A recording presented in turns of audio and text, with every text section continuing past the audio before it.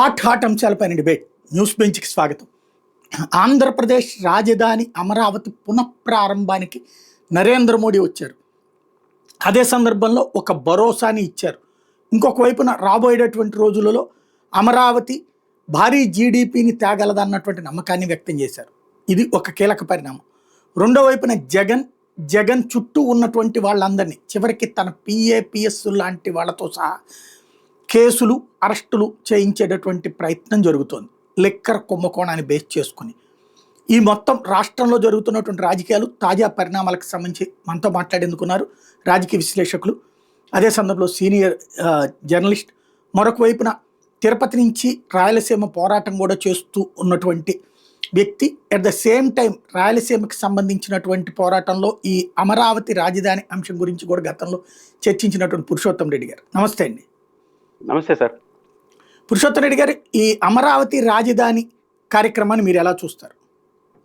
ఒకటి, అమరావతిలో క్యాపిటల్ ఏదైతే పూర్తి స్థాయి నిర్మాణం చేయాలనుకున్నారో దానికి పునర్నిర్మాణం లేదా పునర్శంకుస్థాపన పేరుతో నిన్న ఒక పెద్ద కార్యక్రమాన్ని రాష్ట్ర ప్రభుత్వం అధికారికంగా నిర్వహించింది. రెండు అంశాలు చర్చనీయాంశాలు వస్తాయి. మీరు ఇంట్రడ్యూస్లో చెప్పినట్టు రాజధాని, రాయలసీమ అంశాలు, శ్రీబాగ్ ఒప్పందం, 3 రాజధానులు, రాయలసీమ జరిగిన అన్యాయం, ఇవన్నీ కూడా చర్చనీయాంశంగా ఉండవచ్చు. అయితే నా పాయింట్ ఆఫ్ వ్యూలో రెండు, ఒకటి చరిత్ర, రెండు వర్తమానంలో జరుగుతున్న పరిణామాలు. తెలుగుదేశం పార్టీకి ఎప్పుడు లేనటువంటి ఒక అడ్వాంటేజ్ ఈరోజు ఉంది. కారణం ఏంటంటే రాష్ట్రంలో అధికారంలో ఉన్నారు, కేంద్రంలో సేమ్ కూటమి అధికారంలో ఉంది. రాజధాని పైన 14 నుంచి 19 వరకు చంద్రబాబు గారు ఏదైతే అమరావతి పేరుతో ఒక నమూనాని మహానగరం కాన్సెప్ట్ తీసుకొచ్చారో, 2 యాంగిల్లో మేము అభ్యంతరాలు చెప్పాం. మా లాంటి వాళ్ళు కదంటే చాలా అంశాలు చాలా మంది చెప్పారు, ప్రముఖులు, ఉండవల్లి అరుణ్ కుమార్ గారు లాంటి వాళ్ళు కూడా. అయితే మా వైపు నుంచి చెప్పింది 2 అంశాలు. ఒకటి, కొత్తగా రాజధాని అంటూ రాష్ట్రానికి వస్తే గతంలో నష్టపోయినటువంటి రాయలసీమకి ఇవ్వాలని మాట్లాడాం. ఆ తర్వాత అట్లాంటి మహానగరం కాన్సెప్ట్ రాయలసీమతో సంబంధం లేకుండా ఇన్ జనరల్ గానే మాకున్న అవగాహన మేరకు సాధ్యం అవుతుందా? ఎందుకంటే లవాస అనుభవం, నోయిడా అనుభవం, చండీగఢ్ అనుభవం, చైనా అనుభవాలు మన కళ్ళ ముందు ఉన్నాయి కాబట్టి అది సాధ్యం అవుతుంది. అందులో గుంటూరు, కృష్ణ, విజయవాడ 2 నగరాలతో సపరేట్ గా ఇంకొక నగరం ఎట్లా సాధ్యం అవుతుంది? ఈ యాంగిల్ మీరు మాట్లాడిన మాట వాస్తవం. ఆ తర్వాత జగన్మోహన్ రెడ్డి గారు 3 రాజధానుల కాన్సెప్ట్ కూడా ఈ చర్చ మరింత పెద్దదైంది. ఆ రోజు ప్రభుత్వం అలా మాట్లాడలేదు, ఈ ప్రభుత్వం కూడా 3 రాజధానుల కాన్సెప్ట్ తో మాట్లాడడం వల్ల మాలాంటి వాళ్ళు మాట్లాడికి అది ప్రయారిటీ వచ్చింది. పెద్ద చర్చనీయాంశం 5 ఏళ్ళని జరిగింది. 2 యాంగిల్ మన ముందు కళ్ళ ముందు ఉన్నాయి. ఒకటి, ఒక మహానగరంగా ఇంక్లూడింగ్ రాజధాని, ఒక అమరావతి పేరుతో హైదరాబాద్ నమూనాతో రాష్ట్ర సమగ్రాభివృద్ధికి సైతం లేదా రాష్ట్రంలో వివిధ ప్రాంతాల అభివృద్ధి సైతం అక్కడ పెద్ద ఎత్తున జీడిపి అభివృద్ధి ఇవన్నీ జరుగుతాయి. ఇది ఒక మహానగరం, అన్నిటికీ పరిష్కారం ఆంధ్రప్రదేశ్ అంటే అమరావతి అనే యాంగిల్లో ఈ రాష్ట్ర ప్రభుత్వం, తెలుగుదేశం పార్టీ ఒక నమూనాను ముందు పెట్టింది. మధ్యలో బ్రేక్ వచ్చింది, ఇప్పుడు కొనసాగుతారు.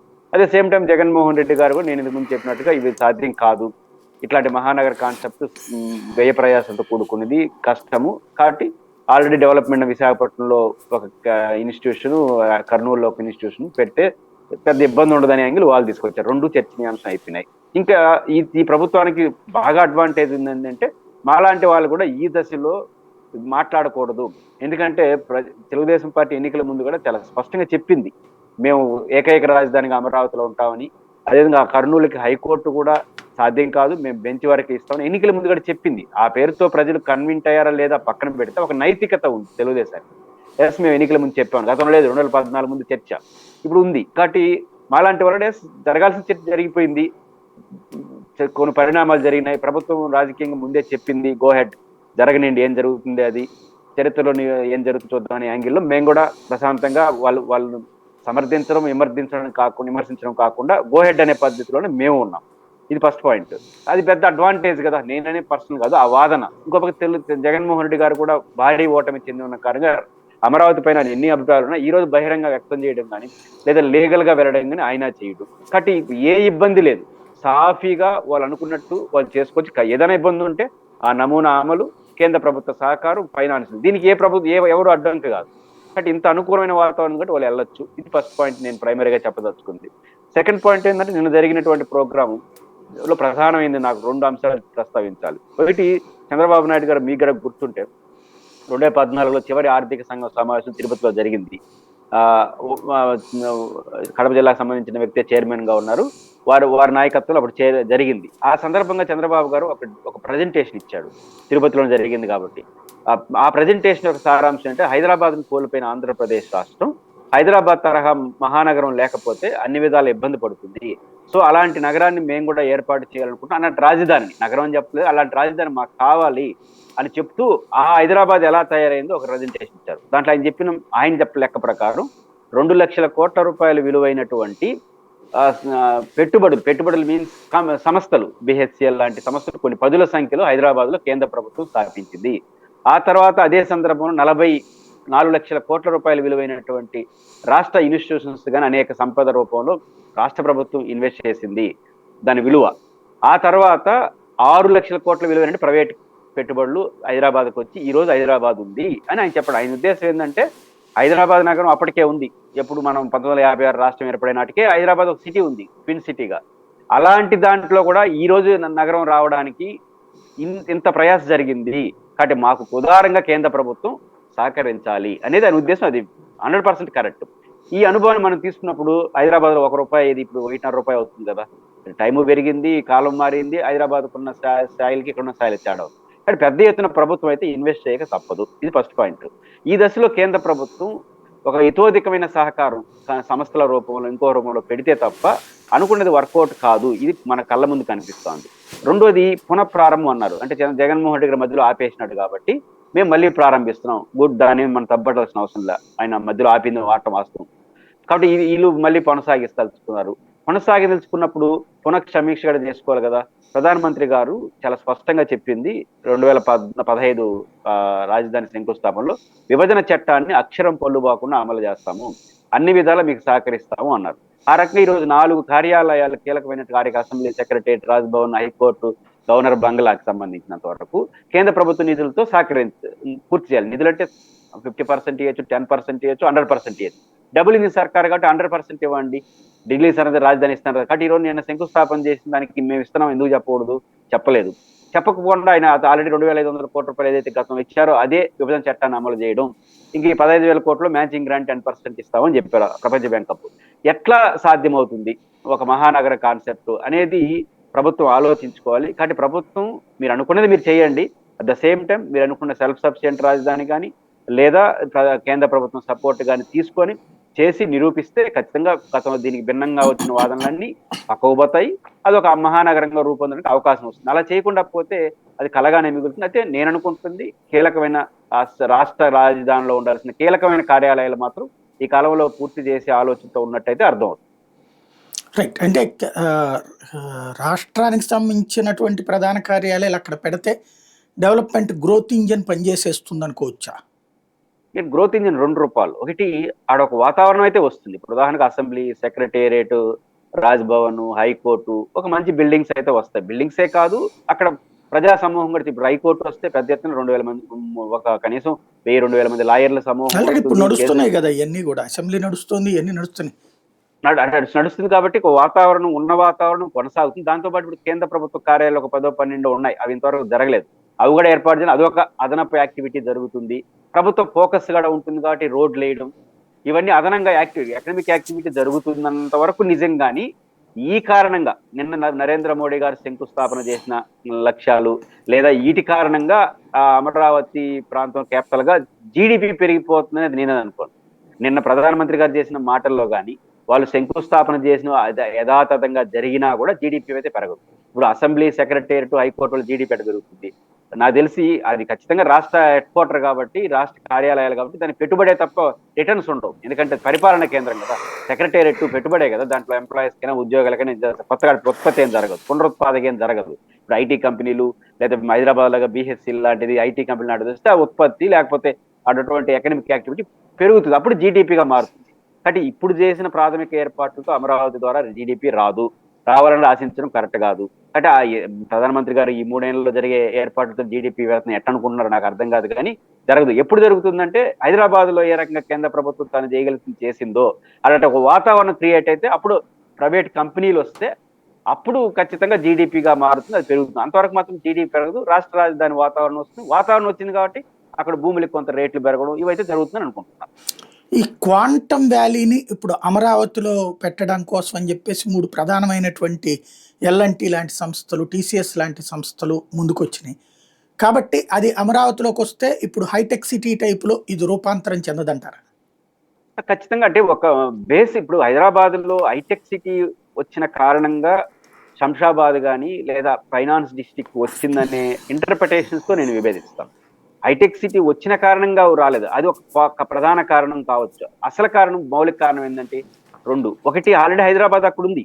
ఇప్పుడు హైటెక్ సిటీ అనేది చంద్రబాబు గారు వచ్చినప్పుడు అంతకుముందు జనార్దన్ రెడ్డి గారు శంకుస్థాపన చేశారు, పివి నరసింహారావు గారు మూవ్ చేశారు, రాజీవ్ గాంధీ గారు, ఇవన్నీ చరిత్రలు ఎలా ఉన్నాయి, చంద్రబాబు గారు ఒక పాత్ర పోషించారు, ముఖ్యమైన పాత్ర. హైటెక్ సిటీ నిర్మాణం జరిగింది, దాని చుట్టూ కొంత ప్రయత్నం జరిగింది. ముఖ్యంగా రాజశేఖర రెడ్డి గారు వచ్చిన తర్వాత ring road, international airport, finance district. ఈరోజు హైదరాబాద్ పోతే మన అమెరికాలో ఉన్నామని అనిపించేది హైటెక్ సిటీ కాదు, దగ్గర కాదు. మీకు తెలుసు, అది ఫైనాన్స్ డిస్ట్రిక్ట్ లో అనిపిస్తుంది. ఆ ఫైనాన్స్ డిస్ట్రిక్ట్ రూపశిల్పి రాజశేఖర రెడ్డి గారు. అట్లే ఇట్లాంటివి అన్ని అక్కడ వచ్చినాయి. ఇవే హైదరాబాద్ గా మనకి చాలా మంది క్రియేట్ చేస్తున్నారు. నా పాయింట్ ఏంటంటే అవి అక్కడికి రావడానికి ఒక కారణం, ఆల్రెడీ హైదరాబాద్ అక్కడ ఉంది. ఆల్రెడీ హైదరాబాద్ ట్విన్ సిటీస్ అక్కడ ఉన్నాయి. దానికి తోడు అద్భుతమైనటువంటి వాతావరణం, ఒక మంచి వాతావరణం సిటీ ఏరియా కూడా హైదరాబాద్. మనకున్నటువంటి విస్తారమైనటువంటి ప్రభుత్వ భూములు, మంచి వెదరు, ఇవి ఉన్నాయి. మంచి నగరం ఆల్రెడీ ఉంది. హైదరాబాద్ ఉంది, సికింద్రాబాద్ ఉంది, బేగంపేట ఎయిర్పోర్ట్ ఉంది, బిహెచ్ఎల్ లాంటి, ఐడిపిఎల్ లాంటి పదుల సంఖ్యలో కేంద్ర ప్రభుత్వ ప్రతిష్టాత్మక సంస్థలు ఆల్రెడీ అక్కడ ఉన్నాయి.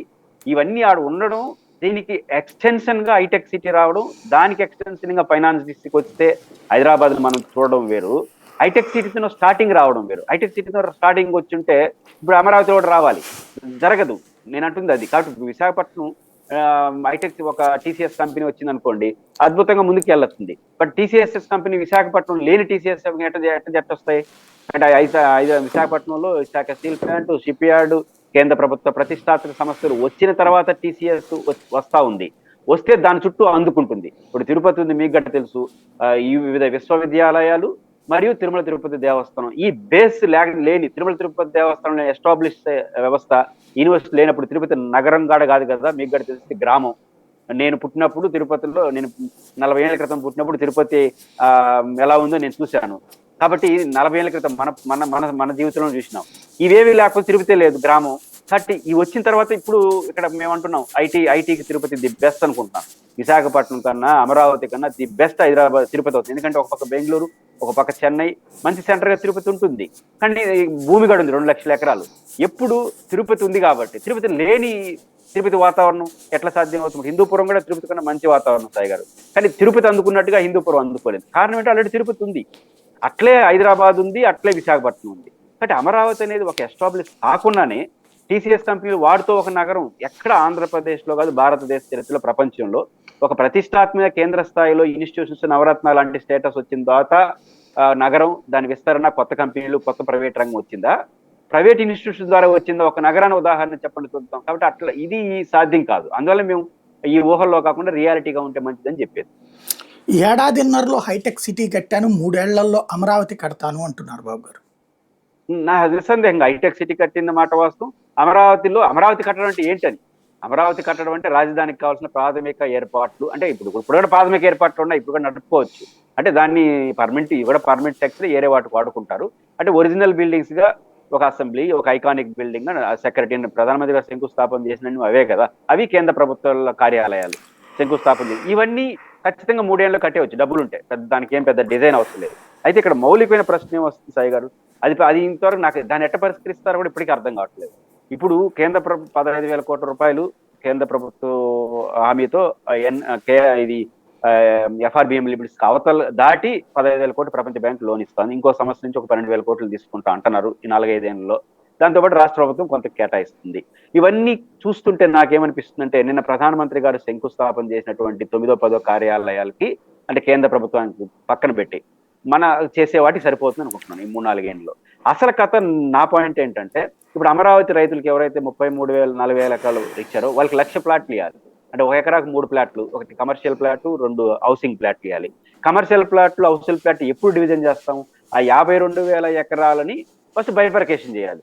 కనీసం 1 ఎకరాకి మన రియల్ ఎస్టేట్ చేస్తుంటారు తిరుపతిలో అన్ని చోట్ల, వాళ్ళు 20 లక్షలు 30 లక్షలు అంటున్నారు. చాలా నార్మల్ రియల్ ఎస్టేట్ జరుగుతూ ఉంటుంది మన భూములు అమ్మే దాంట్లో. ఇది ఒక రాజధాని, ఒక సెంటర్ కాబట్టి ఖచ్చితంగా ఒక కనీసం అనుకుంటే చంద్రబాబు గారు 2 కోట్లు అంటే, నేను 50 లక్షలను అంచనా వేసుకున్నా, 52,000 కోట్లు, కనీసం 25,000 కోట్లని కావాలి కదా. సాధారణ బైఫర్కేషన్ మళ్ళీ రియల్ ఎస్టేట్ అంటే వాళ్ళ కోపం వస్తుంది, మమ్మల్ని రియల్ ఎస్టేట్ అన్నారంటారు. అది రియల్ ఎస్టేట్ మంచిది, భారతదేశ ఆర్థిక వ్యవస్థ రియల్ ఎస్టేట్ లో కీలకం, ఆ మాట అంటే మమ్మల్ని తిట్టినారంటారు వాళ్ళు. కాబట్టి నేను సాధారణ బైఫర్కేషన్ జరగాలన్నా ఈ భూములు డివిజన్ జరిగి వాళ్ళకి 1,00,000 ఎకరాలు ఇవ్వాలి, రెండో వైపు 1,00,000 ప్లాట్లు ఇవ్వాలి. దానితో చంద్రబాబు గారు సెల్ఫ్ సఫిషియెంట్ రాజధాని ఎట్లా అంటున్నారు, 10,000 ఎకరాలు విలువైనటువంటి 1,00,000 ప్లాట్లు అమరావతి రైతులకు, ఇంకొక 10,000 ఎకరాలు ప్రభుత్వానికి, ఇంకొక 20,000-25,000 ఎకరాలు దాదాపు పోతుంది ఈ ఇన్ఫ్రాస్ట్రక్చర్. దాంతోపాటు వాగులు, కొండవైటి వాగు, ఈ తర్వాత పాలవాగు, గ్రావిటీ కెనాలు, ఇవన్నీ 6,000 కోట్లు ఏదో కేటాయించారు వరద ముప్పు నివారణ చర్యలు కాకుండా. ఇవన్నీ చూసుకుంటే జగన్మోహన్ రెడ్డి గారు చెప్పే లెక్క ప్రకారం 4,000-5,000 ఎకరాలు పైన మిగలదు అమ్మడానికి. చంద్రబాబు గారు కూడా ఇప్పుడు ఆ లెక్కకు వచ్చేసినారు. 4,000-5,000 ఎకరాలు అంటే మీరు అనుకున్నట్టు 50,000 కోట్లు వస్తుందని అంచనా, ఏది వాళ్ళు అనుకున్న రేటు పలికితే. ఇవన్నీ జరగాలంటే ఆ 50,000 ఎకరాల డివిజన్ జరగాలి, 1,00,000 ప్లాట్లు వాళ్ళకి ఇవ్వాలి. ఇది జరగాలంటే మినిమం 25,000 కోట్లు కావాలి కదా. అంటే మీరు అంటే మామూలు మా తిరుపతిలో జరిగే రియల్ ఎస్టేట్ యాంగిల్లో, కానీ ఆ రాజధానిలో ఇట్లాంటి వాతావరణం అది కుదరదు. కనీసం 50,000 కోట్లు కావాలి. చంద్రబాబు గారు అయితే దానికి 1,00,000 కోట్లు వేశారు. ఈ 50,000 కోట్లు ఎక్కడి నుంచి తెస్తారు? అలా తెస్తేనే కదా ఇది అమ్మేది, కాబట్టి వాళ్ళు ప్లాట్లు ఇచ్చేది. ఇది ఎప్పుడు పరిష్కారం అవుతుందో నాకైతే అర్థం కాలేదు. ఇప్పుడు వరకు చేసిన ఏర్పాట్లన్నీ రాజధాని ప్రాథమికమైన అవసరాలు తీర్చే వ్యవస్థల ఏర్పాటుకు పనికొస్తుంది. ఇవి ఎప్పుడు చేస్తారు? దీని డబ్బు యాడ్ నుంచి వస్తుంది? దానితో అదనంగా ఇంకొక 50,000 ఎకరాలు తీసుకుని ఇంటర్నేషనల్ ఎయిర్పోర్ట్ అంటున్నాడు. ఇది ఈ మౌలికమైన ప్రశ్న మాత్రం ఇప్పటికీ నాకైతే సమాధానం దొరకలేదు. ఇక్కడ ప్రభుత్వం చెప్పేటటువంటి కాన్సెప్ట్లో అక్కడ దాంట్లో నవనగరాల నిర్మాణం అన్నటువంటి, దాంతోపాటు ఇంకొక 45,000 ఎకరాలు తీసుకుంటామంటూ మొన్న పబ్లిక్తో కూడా చంద్రబాబు గారు చెప్పింది, రైతులతో కూడా మీటింగ్ అయ్యి. అప్పుడు ఏమవుతుంది అంటారు? ఇప్పుడు నవనగరాలు నిర్మాణం అంటే నగర స్పోర్ట్స్ సిటీ ఇవన్నీ చెప్తున్నారు. ఇప్పుడు ఉదాహరణకు నేను ఫస్ట్ ఇవి ఏవి జరగాలన్నా నవనగరాల నిర్మాణం జరగాలంటే నవనగరాల్లో ఒకటి ప్రైవేట్ ఇన్స్టిట్యూషన్స్ కూడా తీసుకురావచ్చు. టీసీఎస్ లాంటి కంపెనీలు ఇవన్నీ వస్తాయనేది కాసేపు అనుకుందాం. ఆ కాసేపు అనుకునే క్రమంలో ఈ టీసీఎస్ లాంటి సంస్థలు లేదా private hitech city, finance district అనే ఇప్పుడు నవనగరాలని పేరు పెట్టాడు. ఫైనాన్స్ డిస్ట్రిక్ట్ ఆ నమూనాలో అనుకుందాం. ఇక్కడ విజయవాడలో అదొక నగరం, ఫైనాన్స్ డిస్ట్రిక్ట్ అనేది ఒక నగరం కదా. అట్లే అమరావతిలో కూడా ఒక ఫైనాన్స్ డిస్ట్రిక్ట్ లాంటి ఒక నగరం ఏర్పాటు కావాలంటే ఇవన్నీ జరగాలంటే నేను ఇంతకుముందు చెప్పింది అయితే జరగాలి కదా. డివిజన్ జరిగిపోవాలి కదా, ఫ్లాట్ డివిజన్, ఏరియా డివిజన్ జరిగితేనే కదా ఆ కంపెనీలకు డబ్బులు ఇస్తారు. మనం హైదరాబాద్ లో ఒక ఎక్స్టెన్షన్ పార్ట్ ప్రభుత్వ భూమిని చేసినారు. ఇప్పుడు ప్రైవేట్ భూమి కూడా కలిపి తీసుకున్నారు కాబట్టి దానికి కలిపి వాళ్ళకి ఇవ్వాల్సిన ప్లాట్లు ఇచ్చేసి కమర్షియల్ ప్లాట్లు అవన్నీ ఇవ్వాలంటే డివిజన్ జరగాలి. జరిగిన తర్వాత ఈ ప్రైవేట్ కంపెనీలకు ధారాళంగా భూములు ఇస్తారు. అట్లా ఇవ్వాలంటే ఈ 50,000 కోట్లు దీనికే పెట్టాలి నార్మల్ గా జరిగితే.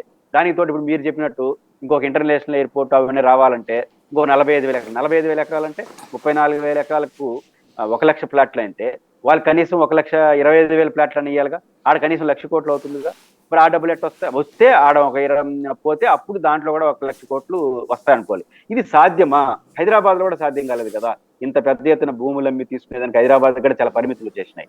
కాబట్టి ఈ మోడల్ ఎట్లా వర్కౌట్ అవుతుంది అనేది ఒక మౌలికమైన ప్రశ్న ఉంది. నేను నమ్ముతున్నాను సాయి గారు, అప్పుడు అడ్మినిస్ట్రేషన్ క్యాపిటల్ గా కావాల్సిందని ప్రభుత్వం నిర్మిస్తుంది. అదేవిధంగా కేంద్ర ప్రభుత్వ సంస్థలు కేంద్ర ప్రభుత్వం నిర్మిస్తుంది. దాన్ని ఎవరు అడ్డుకునేవారు ఉండరు, దానికి అభ్యంతరాలు ఉండవు, సొంత అభిప్రాయాలు ఊరుకుంటూ ఆడ శంకుస్థాపన చేస్తే కేంద్ర ప్రభుత్వం డబ్బులు ఇవ్వాల్సిందే, అటుపై ప్రభుత్వం అధికారులు పనిచేయాల్సిందే. కానీ ప్రైవేట్ కంపెనీలు దేన్ని చూస్తాయి? ప్రైవేట్ కంపెనీలు మంచి వెదర్ను గట్ట చూస్తాయి కదా. ఇప్పుడు హెచ్సిఎల్ ఇప్పుడు టీసీఎస్ కంపెనీ వాళ్ళు విశాఖపట్నంలో పెద్ద వివాదం నడుస్తుంది. వాళ్ళు భూములు ఇచ్చారు, వెల్ అండ్ గుడ్. ఇప్పుడు అది నిజంగా ఇక్కడ నవనగరాలు వచ్చేటుకుంటే ఇక్కడ ఎందుకు రాలేదు? అది ఏడెందుకు పెట్టలేదు? నా మౌలికమైన ప్రశ్న అది. ఇక్కడ విశాఖపట్నం ఇప్పుడు ఏదైతే ప్రైవేట్ కంపెనీలు వస్తున్నారో మేము విశాఖపట్నాన్ని కూడా ప్రోత్సహిస్తామని మీరు అనొచ్చు. నేను నమ్ముతున్నాను సాయి గారు, 23 జిల్లాల ఉమ్మడి ఆంధ్రప్రదేశ్లోనే ఒక హైటెక్ సిటీ, ఒక హైదరాబాద్ ఐటీ అయినప్పుడు 13 జిల్లాలు, పాత జిల్లాల లెక్క 13 జిల్లాల్లో విశాఖపట్నం ఒక ఐటీ, హైదరాబాద్ ఒక ఐటీ, తిరుపతి ఒకటి జరిగే పనేనా ఇది? ఇంకో పక్క చెన్నై, ఇంకో బెంగళూరు, ఏదో ఒక సెంటర్ ఉంటుంది ఐటీ, ఒక ఏరియాలో అభివృద్ధి చెందుతుంది. డిఫరెంట్ ఉంటుంది. మీరు విశాఖపట్నం ఇప్పుడు ఐటీ కంపెనీలన్నీ కూడా 1-2-3 విశాఖపట్నం వైపు వెళ్తున్నాయి. తిరుపతి వైపు రెడీగా ఉంది. ఎందుకో ప్రభుత్వాలు ఆలోచించట్లేదు. గత ప్రభుత్వం తప్పు చేసింది, ఈ ప్రభుత్వం కూడా ఎందుకు ముందుకు రావట్లేదు. ఇట్లా జరుగుతున్నప్పుడు మీకు ఒక నగరం ఆడ రానట్టే కదా. కాబట్టి ఈ ప్రైవేట్ రంగంలో వచ్చే ఈ పెట్టుబడులు అనే దానిపైన మౌలికమైన డౌట్ ఉన్నాయి నాకు. కాబట్టి అది ఏమవుతుంది ఇంకా టైం పడుతుంది. బట్ ప్రాథమిక ఏర్పాట్ల వరకే ఒక కాన్ఫిడెన్స్ ఉంది.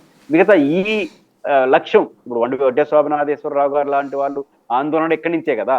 మీరు ఇంకొక 50,000 ఎకరాలు, ఇదొక 1,00,000 ప్లాట్లు, అదొక 1,00,000, 2-3 లక్షల ప్లాట్లు వేసి వాళ్ళకి ఇవ్వాలి. రైతులు భూములు ఇచ్చినానికి ఇవ్వాలి కూడా, అది న్యాయం. ఎందుకంటే వాళ్ళు భూములు ఇచ్చేసినారు కాబట్టి. ఇవన్నీ ఎప్పుడు చేస్తారు, దీనికి ఎంత ఎకనామిక్ ఏర్పాట్లు కావాలనే చోటే మౌలికమైన ప్రశ్న వస్తే దాన్ని ఎట్లా చేస్తారు అనేది మాత్రం ఈజీగా దాంట్లో 1,00,000 కోట్లు, దీంట్లో 1,00,000 కోట్లు ఫ్లాట్లు అమ్మేస్తే వచ్చేస్తారని అంటున్నారు. అది సాధ్యమా అనేది ప్రశ్న. 26 జిల్లాలకి కూడా సమగ్రమైన అభివృద్ధి ప్రణాళిక ఉంది అని చెప్తున్నారు. ఖచ్చితంగా ఉండాలి. కానీ దానికి దానికి మౌలికమైన డౌట్ ఏమొస్తుందంటే, ఇప్పుడు ఉదాహరణకు నిన్న చంద్రబాబు గారు చెప్పారు, రాయలసీమకు అభివృద్ధి చేస్తాం, 26 జిల్లాల ఎప్పుడు ప్రతి దాంట్లో సమగ్ర అభివృద్ధి చెప్పనిది ఏది? ఎప్పుడు ఏ ప్రభుత్వం? నీలం సంజీవ్ రెడ్డి గారు వచ్చినప్పటి నుంచి ఈ రోజు చంద్రబాబు వరకు ప్రతి ఒక్కరు సమగ్ర అభివృద్ధి చెప్పేవాళ్ళే. కానీ ఆచరణలో ఏమైంది సాయి గారు? హైదరాబాద్ అభివృద్ధి చెందింది, మిగతా తెలంగాణ అంతా పడేసింది. ఆంధ్రప్రదేశ్ లో విశాఖపట్నం అభివృద్ధి చెందింది, తిరుపతి లాంటి ప్రాంతాలు కొంత గ్రోత్ వచ్చింది. 1-2 జిల్లా హెడ్ క్వార్టర్లు తప్ప రాష్ట్రం అంతా ఎక్కడ సమగ్ర అభివృద్ధి చెందింది? 60 ఏళ్ళు అదే చెప్పారు, చంద్రబాబు గారు అదే చెప్పారు, జగన్ గారు అదే చెప్పారు. ఇప్పుడు వాటి పరిపాలించడం ఎవరైనా సమగ్ర అభివృద్ధి నా లక్ష్యం కాదు, లిమిటెడ్ ఏరియా అభివృద్ధి అని ఎవరైనా చెప్పినారా? అందరూ చెప్పిన వాళ్ళే. మరి ఎందుకు కాలేదు? కాదు కూడా. ఎందుకు కాదు అంటే, కేంద్రీకృత అభివృద్ధి అనేది ఒక స్టార్ట్ అయిన తర్వాత హైదరాబాద్ ఎక్స్ప్రెస్ అదే హైదరాబాద్ చుట్టూ అన్ని అభివృద్ధి చెందినాయి. నిజానికి ఆ రోజే ప్రభుత్వాలు కొంచెం దూరదృష్టి ఆలోచించుంటే హైదరాబాద్ కు అనుకూలంగా హైటెక్ సిటీలు, ఫైనాన్స్ డిస్టిక్ కాకుండా విశాఖపట్నం, తిరుపతి, వరంగల్ వ్యూహాత్మక కేంద్రాలకు ఎంపిక చేసుకుని కొంత మూవ్ చేసి ఉంటే ఈరోజు తమిళనాడు ప్రయత్నాలు, కర్ణాటక ప్రయత్నాలు లాగా కొంత ఎస్టాబ్లిష్ అయి ఉండేదేమో. ఆ రోజు అందరూ కలిసి హైదరాబాద్ అన్నారు. హైదరాబాద్ అభివృద్ధి చెందింది, బ్రహ్మాండంగా అభివృద్ధి చెందింది, మొత్తం రాష్ట్రం అంతా పడుకుంది. ఇప్పుడు అమరావతి అయినా, విశాఖపట్నం అయినా, తిరుపతి అయినా ఏదైనా ఒక కేంద్రం ఎంపిక చేసుకొని కానీ బూస్ట్ చేస్తే ఖచ్చితంగా ఆ ప్రాంతం ఎంతో కొంత అభివృద్ధి చెందుతుంది. మిగతా ప్రాంతాలు ఎట్లా చెందుతాయి? డబ్బులు ఏడున్నాయి? ఇది కాబట్టి ఈ ప్రశ్నకి మాత్రం సమాధానం చెప్పకుండా జనరల్ గా చెప్తారు. ఇప్పుడు ప్రభుత్వం ఏం చెప్పాలి?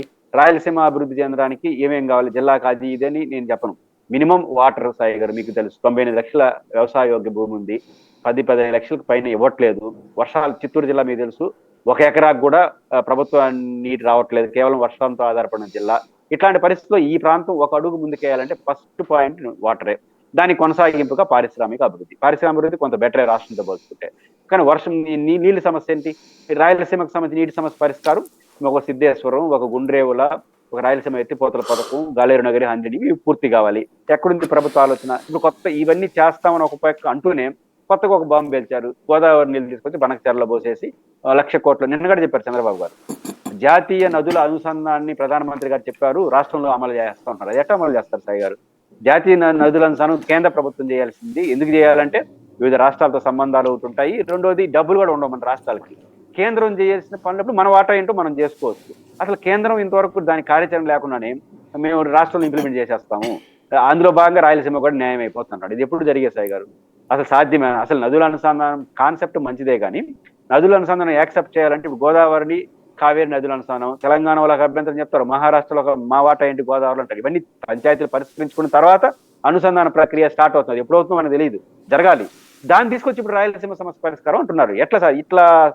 ఇట్లాంటి ప్రకటనలే చంద్రబాబు గారే కాదు, అందరూ ఇట్లాంటి పెద్ద ప్రకటనలు చేసేసి చివరికి రాయలసీమకి ఏం కాకుండా పోయింది. కాబట్టి ఇట్లాంటి ప్రకటనలతో కాకుండా నిజంగా అమరావతిలో రాగా మీరు చేయాలనుకుంటే అమరావతికి ఒక కార్యాచరణ ప్రకటించారు కదా సాయి గారు, 3 ఏళ్లలో ఇదే అని. అంటే రాయలసీమకు 3 ఏళ్లలో గుండ్రేవుల పూర్తి చేస్తాం. ఒక్కటి చెప్పండి చాలు, ఎక్కువ నేను ఆశించలేదు. కరెక్ట్ కూడా కాదు, ఎందుకంటే ఎన్ని వేల కోట్లు ఒక రోజు కేటాయిస్తారు? ఒక గుండ్రేవుల లేదా ఒక సిద్ధేశ్వరం కేంద్ర ప్రభుత్వం బాగా, ఒక రాయలసీమ ఎత్తిపోతల పథకాన్ని, ఈ 2-3 ఇంకెక్కువ వద్దు. ఇవి చేస్తే మినిమం సమస్య పరిష్కారానికి దారి తీస్తుంది కదా. చెప్పండి. ఈ అనౌన్స్మెంట్లు లేకుండా భారీ అనౌన్స్మెంట్లు, పెద్ద ఉపన్యాసాలు చెప్తే అది కంటి తుడుపు చర్య అవుతుంది. ఇది సమగ్ర అభివృద్ధికి ఉపయోగపడే ప్రయత్నం అయితే జరగదు. ఈ ముగ్గురు ఒకే వేదిక మీద కూర్చోవడం, ఆ కెమిస్ట్రీ మీకు ఎలా అనిపించింది? ఖచ్చితంగా ఒక సక్సెస్ అయితే అయింది. అదేంటంటే ఒక ఏదో తెలియని అపనమ్మకం ఏమైనా ఉందా అనిపించింది. అంటే అపనమ్మకం అంటే వాళ్ళు ఒకరినొకరు పొగుడుకునే పద్ధతి, పొగడలో సహజం. ఒక రాజకీయ వ్యవస్థలో ప్రధానమంత్రి వచ్చినప్పుడు ఒక అభినందించడం ముఖ్యమంత్రి బాధ్యత, ముఖ్యమంత్రి ఆహ్వానం పలికాడు ఆయన్ని అభినందించడం ప్రధానమంత్రి. నేను దీనేం తప్పట్ను. కానీ చాలా మంది చేసిన ప్రకటనలలో పవన్ కళ్యాణ్ గారు కావచ్చు, చంద్రబాబు గారు కావచ్చు, లేకపోతే లోకేష్ గారు కావచ్చు, చివరికి ప్రధానమంత్రి గారు ఈసారి కొత్త ప్రధానమంత్రి చూసినాం. గతంలో ఎప్పుడు కూడా ఆయన చెప్పదలుచుకుని చెప్పేసి పోతాడు. ఈసారి చంద్రబాబు గారిని చూసి నేను నేర్చుకున్నానని చెప్పి ఎవరికి వచ్చినాడు గుజరాత్ సందర్భంగా. ఇవన్నీ చూసినప్పుడు పరస్పరం మీతో మేము బాగున్నాం, మాతో మీరు బాగున్నారు, మాతో మీరు ఇది చెప్పడానికి కోసం చాలా ఎక్కువ ప్రయత్నం చేసినారా అనిపించింది నాకు. ఎందుకంటే నిన్న ప్రయత్నాల్లో సాధారణంగా నేను ఏమనుకుంటానంటే, కనీసం చంద్రబాబు గారు, పవన్ కళ్యాణ్ గారు, లోకేష్ గారు ఎవరో ఒక స్థాయిలో సరే ఇది అమరావతి రాజధాని ఎక్కడ చేస్తారు, మీరు 15,000 కోట్లు ప్రపంచ బ్యాంక్ నుంచి గ్రాంట్గా ఒక 10% ఇస్తున్నారు, ఏమైనా అవకాశం ఉంటే కొంత పెంచేదానికి ప్రయత్నించండి, లేదా కేంద్ర ప్రభుత్వం వివిధ ఏజెన్సీల ద్వారా వచ్చే అవకాశాలు అమరావతి రాజధానిలో ఈ పద్ధతిలో పెట్టొచ్చు, మీరు ఏదైనా ఉంటే చూడండి, ఇట్లా ఏదైనా ఒకటన్నా అడుగుతారేమో అనుకున్నా. ఇవేమి లేకుండా ఆల్రెడీ బాగా చేసేసినారు రాష్ట్రాన్ని, అసలు మీకు అండగా మేము ఉండిపోతాము అన్నట్టు మాట్లాడేసినారు. దీన్ని బట్టి చూస్తుంటే ఒక తెలియని ఎక్కడో గ్యాప్ ని ఫిలప్ చేసుకునే ప్రయత్నం, పరస్పరం మనందరం కలిసి ఉన్నాము అని ప్రపంచానికి చెప్పే ప్రయత్నం చేసినారా అన్నట్టుగా నాకు అనిపించింది. నిన్నటి వరకు మేమంతా రాజకీయంగా పర్ఫెక్ట్ గా ఉన్నాం, వచ్చే ఎన్నికల్లో కూడా పోతామని పదం వాళ్ళది ఆ రేంజ్ లో మాట్లాడినారు. అయితే ఏమవుతుంది అనేది భవిష్యత్తు తెలియాలి. కానీ అమరావతి ఉపయోగపడే ఈ విషయంలో మాత్రం గతంలో ఏమైనా మాట్లాడుకున్నారే కానీ ఇప్పుడు మాత్రం ఏమి మాట్లాడుకునే ప్రయత్నం అయితే నాకు ఆ సభ ద్వారా ఏమనిపించలేదు. అంటే అట్లా మాట్లాడితే అప్పుడు విభేదాల కిందకు వస్తుంది కదా. అడిగారు జగన్ గారు ఉన్నారు, జగన్ గారు ఏ రోజు మోడీ గారితో విభేదించింది లేదు.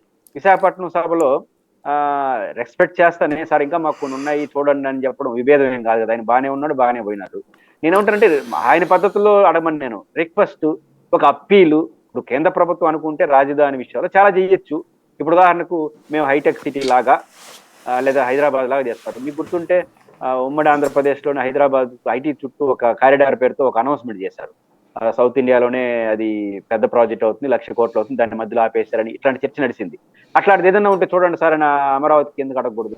ఇస్తారా లేదు? ఒక నాన్ కాంట్రవర్షనల్ అయినా నేను అనేది, లేదా మీరు కేంద్ర ప్రభుత్వ సంస్థలు ఒక 9, 10, 15 పెడుతున్నారు, అప్పుడైతే మేము రాష్ట్రం అంతా పెట్టమని అడిగాం, ఈసారి అది కుదరదు మొత్తం అనే పెడుతున్నారు, సరే పెట్టుకోనండి. ఆ పెట్టుకునే ప్రాజెక్టులు ఒక 3 ఏళ్ళలోనూ 4 ఏళ్ళలోనూ మీరు కూడా పూర్తి చేస్తే బాగుంటుంది, కొంత నిధులు ఎక్కువ కేటాయించని తొందర, ఎందుకంటే కేంద్ర ప్రభుత్వ కార్యాలయంలో లిమిట్ గా జరుగుతాయి, అవన్నీ చేయండి. ఇంకా కేంద్ర ప్రభుత్వంలో కొన్ని ఇన్స్టిట్యూషన్స్ రావండి, ఏదైనా ఒకసారి అప్పీలింగ్ గా వెళ్తారేమో ఆ గుడ్ రిలేషన్స్ అనుకున్నాం. అవేమి చేయకుండా కేవలం ఒకరినొకరు పొగడతలతోనే చావడం వల్ల ఏమవుతుందంటే అది మీ అనుబంధం బాగుందని చెప్పుకోవడానికి ప్రయత్నిస్తుంది తప్ప ఆంధ్రప్రదేశ్కి కానీ పర్టికులర్ గా రాజధానికి సంబంధించి కూడా ఏమొస్తాయి. పైపించు కొన్ని అభ్యంతరకరమైన పదం వాడాలని తెలియదు కానీ విశాఖ స్టీల్ ప్లాంట్ గురించి కానీ రైల్వే జోన్ గురించి కానీ ఇది దీని ఎందుకు ప్రస్తావించాలి సాయి గారు? నాకు నేను అడుగుతాను.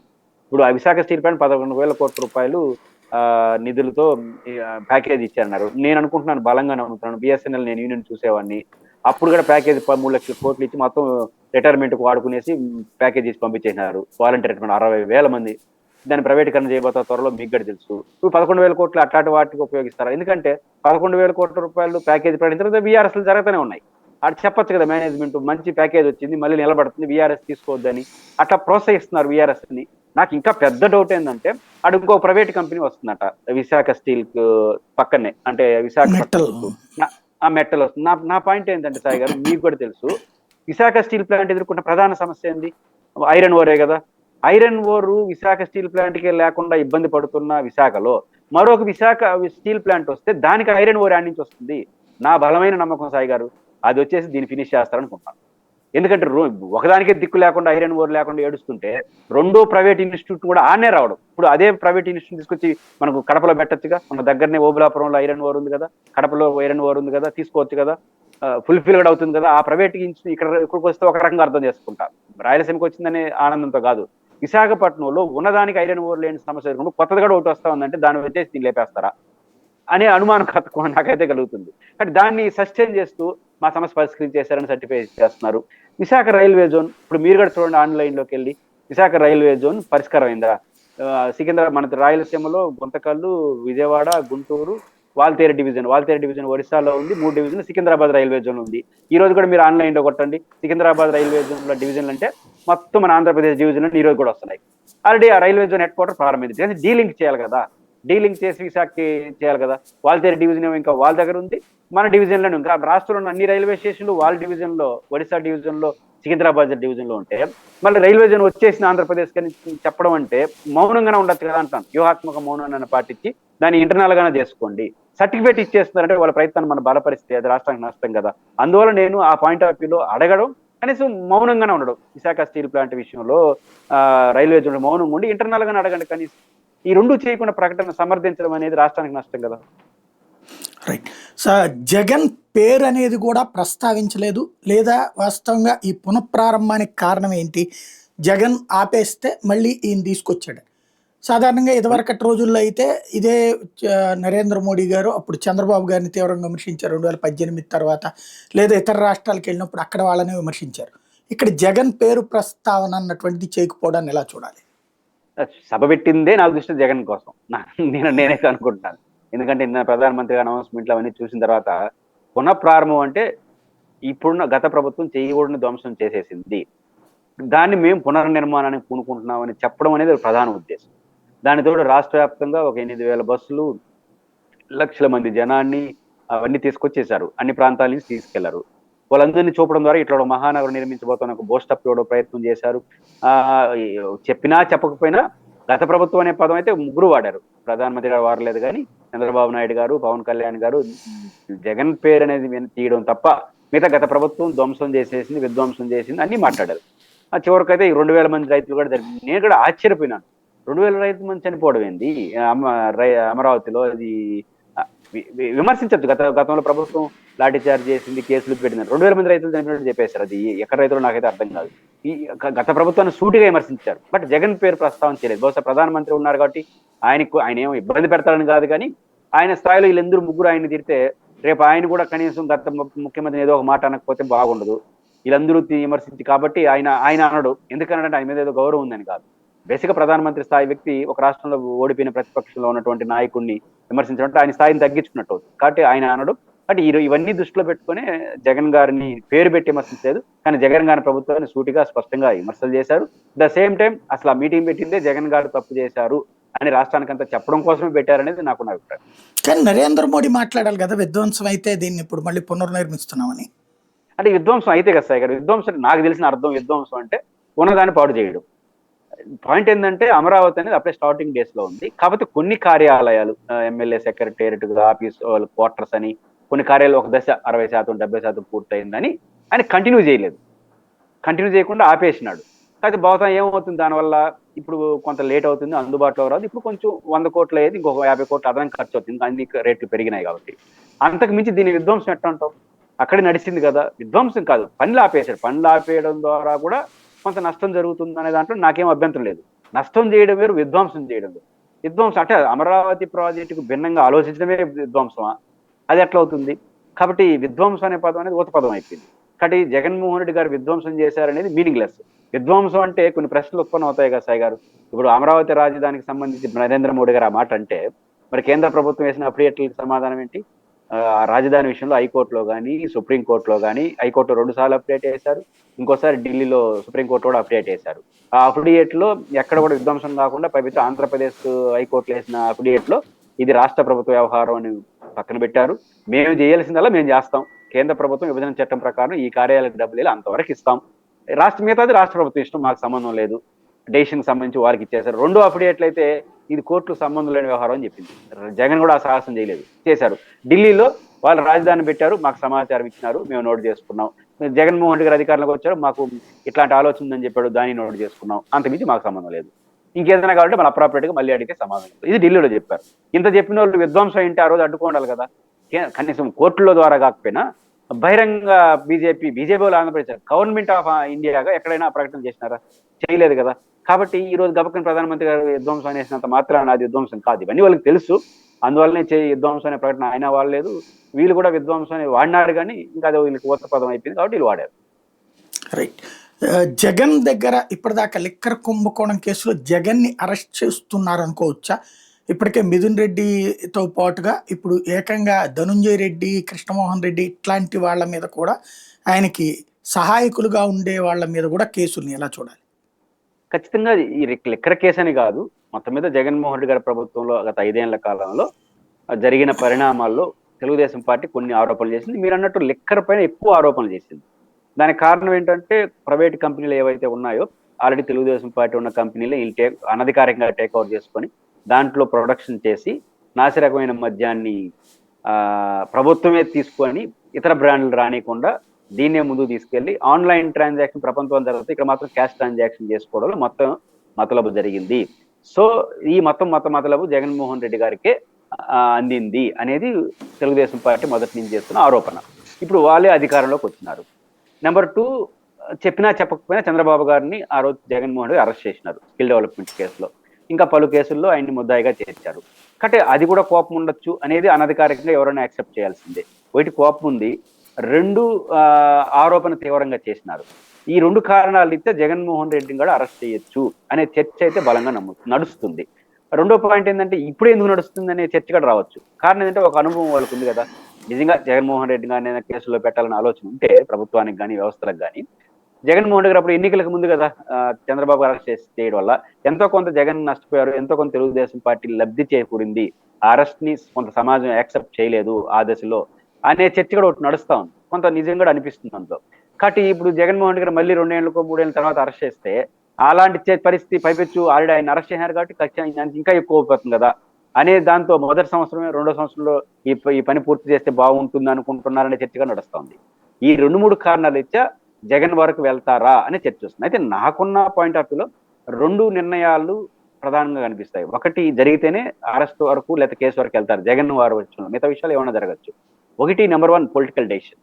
ఎందుకంటే జగన్మోహన్ రెడ్డి గారిని అరెస్ట్ చేయడం ద్వారా పొలిటికల్ గా వచ్చే కాంప్లికేషన్స్ ఖచ్చితంగా చూస్తారు. అయితే ఎక్కడ దీని అధికారికంగా చెప్పరు, మీకు కూడా తెలుసు, నాకు తెలుసు, చెప్పరు. కానీ అదే మోటివ్ ఉంటుంది. నిజంగా అరెస్ట్ చేయాలనుకున్న 90% ఒక జగన్ గారు లాంటి పర్సనాలిటీ జోలికి పోయేటప్పుడు దాని పర్యావసనాలు రాజకీయంగా చూస్తారు, చట్టపరంగా పక్కన పెడితే. రెండోది టెక్నికల్ గా జగన్ అరెస్ట్ చేయాలంటే బలమైన ఎవిడెన్స్ ఏంటి ఇప్పుడు చెప్తుందల్లా ఇవన్నీ. ఇప్పుడు ఉదాహరణకు టేక్ ఓవర్ చేస్తున్నారు, దాన్ని ఎట్లా జగన్ గారికి ఎట్లా లింక్ పెడతారు? లేదా మద్యం నాణ్యమైన మద్యం కాదు, నిరూపితం అయిందా, ఎక్కడ టెస్టులు చేశారా, గత ప్రభుత్వం ఇప్పుడు ఈ ప్రభుత్వం ఈ 10 నెలల కాలంలో పాత మద్యం ఇంకా ఉంటుంది, దాని ఏమైనా టెస్ట్ చేసి ఏమైనా నిరూపించారా, ఇంతవరకు మనకే కనపడ ఉంటే ఎరకే బంబాట్ చేస్తుంటారు. మూడోది ప్రధానంగా క్యాష్ ట్రాన్సాక్షన్ చేయడం ద్వారా డబ్బులు తీసుకొని జగన్ గారికి అందించారు. ఎట్లా దీన్ని నిరూపిస్తాం? ఇప్పుడు స్కిల్ డెవలప్మెంట్ కేసు కూడా ఒక దశకు తేడా అయిపోతా ఉంది. ప్రభుత్వ విధాన నిర్ణయం ఇవన్నిట్లో ప్రభుత్వాన్ని క్వశ్చన్ చేసేట్టుగా ఉంది. కానీ దీనివల్ల లబ్ధి చేకూరి చంద్రబాబు గారికి చేరింది అని నిరూపించాలంటే ఎక్కడ నిరూపించాలనేది పెద్ద ప్రశ్న. అది అక్కడే కదా అయిపోతుంది కేసులన్నీ, ప్రధాన అవినీతి కేసులు రాజకీయ నాయకులు.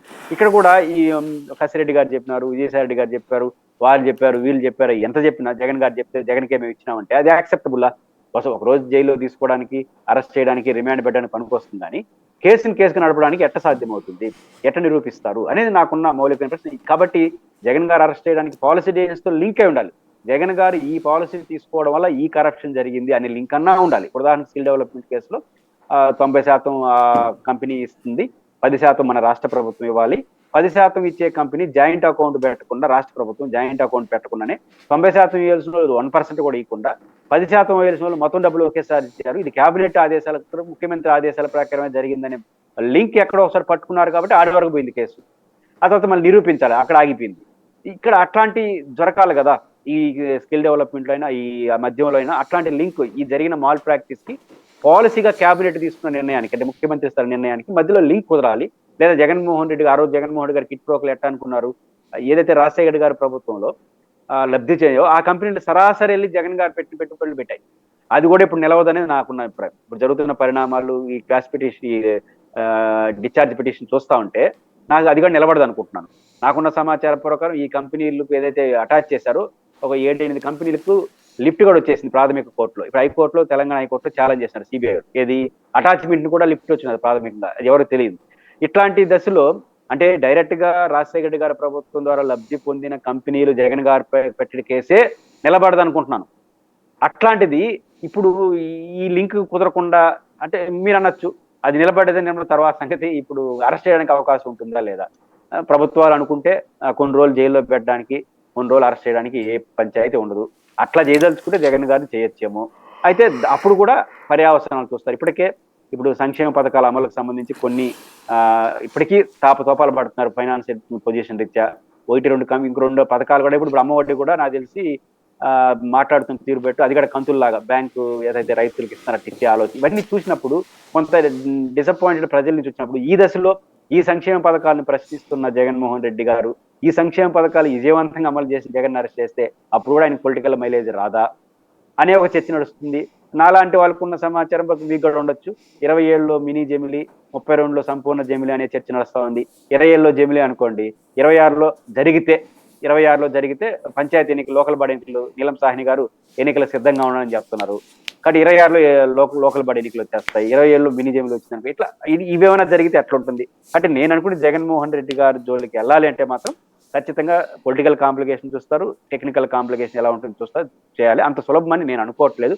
బట్ చుట్టూ ఉన్న వాళ్ళని చాలా మందిని కస్టడీలో తీసుకోవడంలో శ్రద్ధ పెట్టడం, ఎక్కడో ఎక్కువ మంది చేస్తున్నారంటే లింక్ దొరకలేదని కోసం చేస్తున్నారా, లేక దొరకతుందని చేస్తున్నారా తెలియదు. కానీ ఇంకా ఎక్కువ అరెస్టులు జగన్ గారు చుట్టూ ఉన్న వాళ్ళు ఇంకా జరుగుతాయనేది మాత్రం జరుగుతున్న పరిణామాన్ని బట్టి చూస్తే అర్థమవుతుంది.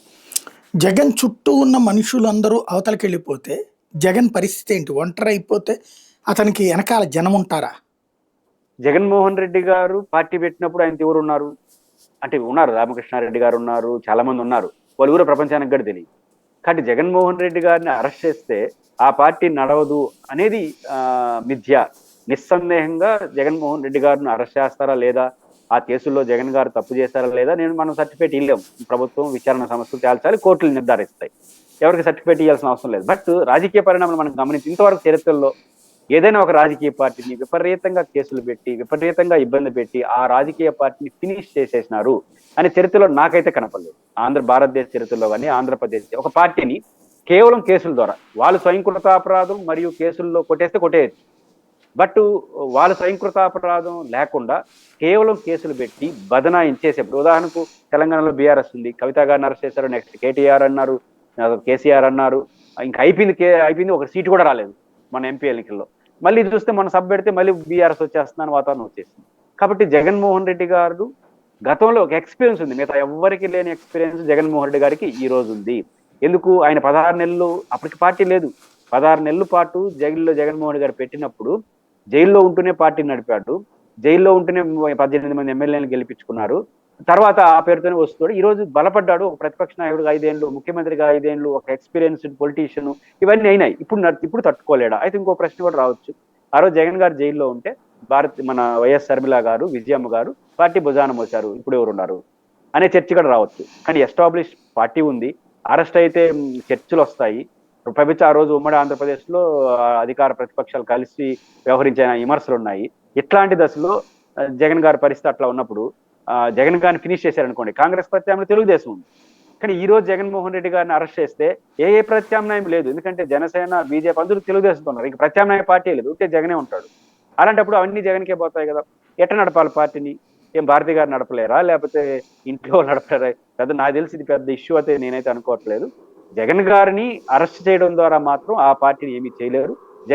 జగనే హోల్సేల్ 1 పార్టీ నడుపుతున్నాడు కాబట్టి జగన్ గారిని అరెస్ట్ చేయడం ద్వారా, జగన్ గారిని ఇబ్బంది పెట్టడం ద్వారా పార్టీని ఆపడం అనే సాధ్యం అనేది పెరుగుతుంది. అది కాబట్టి జగన్మోహన్ రెడ్డి గారు అరెస్టులతో ఆపేదైతే ఉండదు. ఏదైనా జరిగితే అంతకన్నా బెటర్ పరిపాలన ఇచ్చి జగన్మోహన్ రెడ్డి గారి పరిపాలనలో చాలా తప్పులు జరిగాయని టెక్నికల్ గా నిరూపిస్తే, ఇది జరిగితే అప్పుడు సక్సెస్ అవుతారు తప్ప కేవలం అరెస్టులు, ఒత్తిడి ద్వారా జరగదు. కానీ కొన్ని ఇన్కన్వీనియన్స్ అయితే వస్తుంది. ఎందుకంటే చుట్టూ ఉన్న వాళ్ళు అరెస్ట్ అవుతా ఉంటే కొంత మన పార్టీ పరిస్థితి డౌట్ లేదు, నా పరిస్థితి కొంతమంది అనుకుంటారేమో. కానీ కొంతమంది అనుకుంటే కొత్త వాళ్ళు వచ్చేస్తారు కదా, జాయిన్ అయిపోతారు కదా, ఇది కూడా ఒకటి ఉంటుంది. రెండోది నేను ప్రధానంగా నమ్మే సాయి గారు, ఆ రోజు జగన్ గారిని అరెస్ట్ చేసినప్పుడు అధికారంలో కాంగ్రెస్, ప్రధాన ప్రతిపక్షంలో బెటర్ పార్టీగా తెలుగుదేశం ఉంది, ఇంకొక ప్రజారాజ్యం కూడా ఉండింది బయట లోపల కలిపి. కానీ ఈరోజు ఏమీ లేవు. ఆంధ్రప్రదేశ్ లో అందరూ అధికారంలో ఉన్నారు, జగన్మోహన్ రెడ్డి గారిని అరెస్ట్ చేస్తే మొత్తం ప్రతిపక్షం ఒకటే కదా. ఈ రీత్యా చూసుకున్నప్పుడు అంత సులభం అరెస్టుల ద్వారా వైసీపీని ఫినిష్ చేయడం అనేది జరిగే పని కాదని నమ్ముతున్నాను. థ్యాంక్ యూ వెరీ మచ్ అండి. ఇది పరిస్థితి. రాష్ట్రంలో 2 కీలకమైనటువంటి పరిణామాలు, ఒకటి అమరావతి పునర్నిర్మాణం, రెండోది జగన్ చుట్టూ బిగిస్తున్నటువంటి చక్రబంధం. ఈ రెండిటి మీదన ఉన్నటువంటి అభిప్రాయం అది.